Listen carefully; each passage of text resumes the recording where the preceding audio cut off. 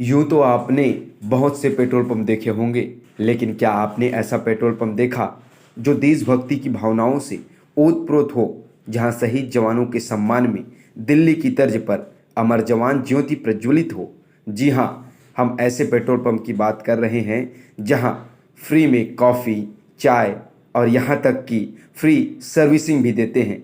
क्या है petrol pump के मालिक का इसके पीछे का कारण?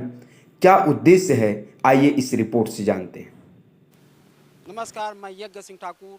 आप देख रहे हैं प्रतिदिन राजधानी। हम इस वक्त हैं रायपुर और बिलासपुर के NH 30 में, और यहाँ पर एक अमर जवान पेट्रोल पंप है। यहाँ पर देशभक्ति और जनसेवा का एक मिसाल है देखने को मिलता है। प्रदेश भर के पंप में ऐसा जनसेवा और देशभक्ति आपको कहीं देखने को नहीं मिलेगा।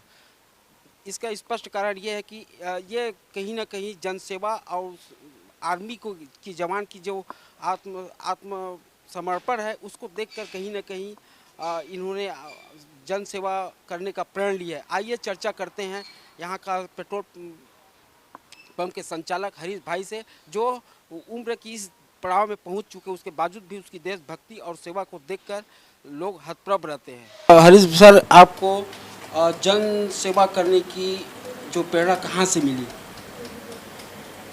जन सेवा जो परिवार के द्वारा प्राप्त हुई है, क्योंकि हम लोग बचपन से ही ब्राह्मण वर्ग से हैं अभी आज, और बचपन से माँ बाप दादा दादियों ने जन सेवा के लिए ही हमें शिक्षा दी है, और जन सेवा को करते करते आज हम लोग इस पादान पे पहुँचे हैं। उम्र के इस पड़ाव में आप का जो दिनचर्या है वो सुबह 4 बजे से लेकर 12 बजे रात तक के रहता है। किस तरह से आप इस उम्र में इस तरह का पड़ाव पार कर रहे हैं? मैं प्रतिदिन घर से सुबह 4 बजे निकल जाता हूँ और रात्रि कम से कम 10 बज जाता है पहुँचते हुए। उस बीच में मेरी पूरी दिनचर्या जो है, सर्वप्रथम मैं जब घर से निकलता हूँ तो रेलवे स्टेशन में जाके तिरंगे को सलामी देता हूँ प्रतिदिन, और गुरुद्वारे जाता हूँ, और मंदिर में दर्शन करने के बाद फिर बंजारी मंदिर आता हूँ।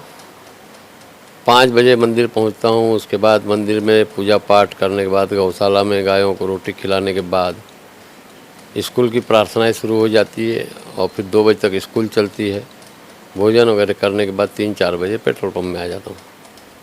जैसे कि यहाँ पर पेट्रोल पंप में अधिकांश यहाँ का जो कर्मी है वो कहीं न कहीं अपाहिज है, दिव्यांग है। ऐसे ऐसे लोगों को आप सेवा यहाँ नौकरी में रखे हैं, जिससे वो समाज में अपने परिवार का जीविकोपार्जन कर सके। इसका मतलब उद्देश्य क्या है? देखिए क्या है, जो ज़रूरतमंद रहे उन्हीं को यदि काम दिया जाता है तो वो अच्छी मेहनत से और लगन से काम करते हैं। जो सिर्फ समय पास करने के लिए आते हैं वो लगन और मेहनत से काम नहीं करते, क्योंकि वो दूसरी जगह जाने की तैयारी में रहते हैं। तो समाज के लोगों से भी मैं प्रार्थना करता हूँ कि आप अपने यहाँ जब भी कहीं भी कोई कार्य में रखते हैं तो कम से कम 10% ऐसे लोगों को रखें कि जो समाज से तिरस्कृत हो चुके हैं या समाज में कहीं उनको कार्य नहीं मिल रहा है। उनसे हमारा भी काम होगा और उनका भी पालन पोषण सेवा होगी। यहाँ पर मतलब सुबह से लेकर रात 10 बजे तक के मतलब हज़ारों की संख्या में यहाँ यात्री यहाँ से आना जाना करते हैं। अधिकांश लोग यहाँ पेट्रोल अपनी गाड़ी में ईंधन डलाते हैं। उसके बाद यहाँ चाय, काफ़ी, ठंडा और गाड़ी का सर्विसिंग भी निःशुल्क कराते हैं। इतने मतलब कितने लोग ऐसे कराते हैं? हमारे यहाँ प्रतिदिन लगभग चाय कॉफ़ी जो है सिर्फ ग्राहकों के लिए नहीं है।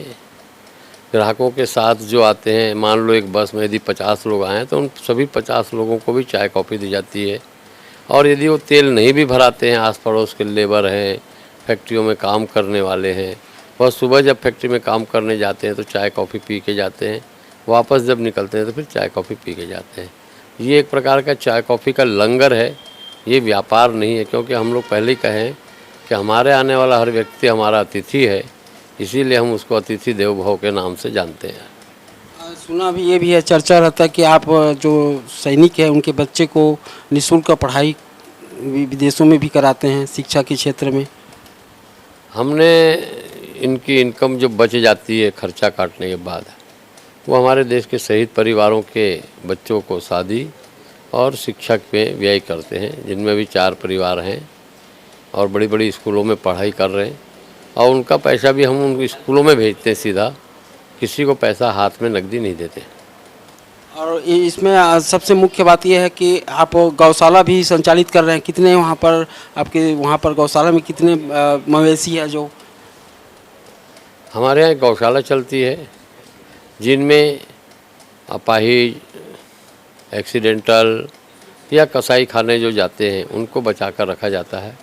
ऐसे भी 600 से 650 गौवंश हैं जहाँ हम लोग वहाँ रखते हैं और किसी से दूध उत्पन्न नहीं होता।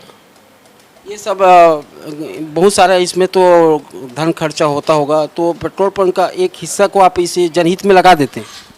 हाँ, हमारा उद्देश्य यही है क्या है, इंसान को खाना खाने के लिए चाहिए कितना। खाना खाने का आराम से हो जाता है। संयुक्त परिवार में हम लोग रहते हैं 20-22 लोग, अच्छी तरह से परिवार चलता है। तो फिर जनहित में ही कार्य करें, क्योंकि उनमें जनहित कार्य करने से जो खुशी मिलती है वो और कहीं खुशी नहीं मिलती। तो ये थे जन भावना और जन सेवा को अंगीकार करते हुए उम्र की इस पड़ाव में पहुँचने के बावजूद भी इसकी जो जन सेवा की जो ललक है और भावना कहीं न कहीं समाज को प्रेरित करता है। कैमरामैन गोविंद सोनकर के साथ मैं हूं यज्ञ सिंह ठाकुर।